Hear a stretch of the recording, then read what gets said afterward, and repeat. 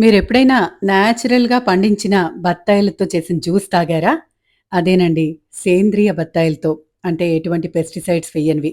ఓ చిన్న ఎక్స్‌పెరిమెంట్ చేద్దాం. నేను ఈ యెల్లోగా కనిపించే కాయ మార్కెట్‌లో తెచ్చాను. ఈ గ్రీన్‌గా ఉన్న కాయ ఒక సేంద్రియ రైతు దగ్గర తీసుకున్నాను. వాటి క్వాలిటీస్ చూద్దాం. ఇది కలర్ బావుంది. కొంచెం మనకు చూడగానే అట్రాక్టివ్‌గా అనిపిస్తుంది. కానీ ఒక్కసారి లోపల కలర్ చూడండి. సేంద్రియ బత్తాయి లోపల కలర్ చాలా బ్రైట్‌గా ఉంది. పూసలు ఇలా షైన్ అయిపోతున్నాయి. సరే ఇక జ్యూస్ తీసి చూద్దాం. రెండిటి నుంచి ఎంత జ్యూస్ వస్తుందో. మామూలుగా మనం మార్కెట్‌కి వెళ్ళినప్పుడు కాయ రేట్ మాత్రమే చెప్తారు. అంటే కాయ రూ. 5, రూ. 10, రూ. 8 దాని సైజ్‌ని బట్టి.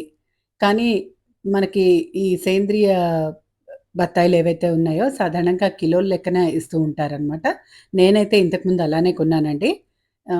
నాకు చాలా చాలా నచ్చింది. మరొక్కసారి టెస్ట్ చేసుకోవడంలో తప్పులేదు కదా! సో, ఇప్పుడు మనం మార్కెట్ నుంచి తెచ్చిన కాయ జ్యూస్ చూద్దాము.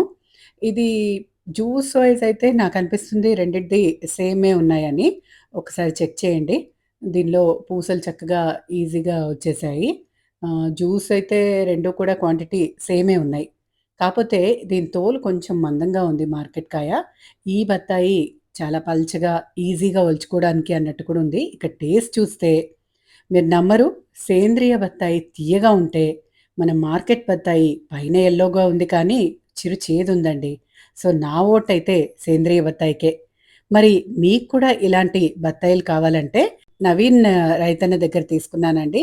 ఆయన చాలా కష్టపడి పండించారు. అలాంటి రైతులు చాలా మందే ఉండొచ్చు. నేను ఈయన దగ్గర తీసుకున్నా కాబట్టి ఆయన కాంటాక్ట్ నంబర్ అవి మీకు కింద షేర్ చేస్తాను. తప్పకుండా కాంటాక్ట్ చేయండి.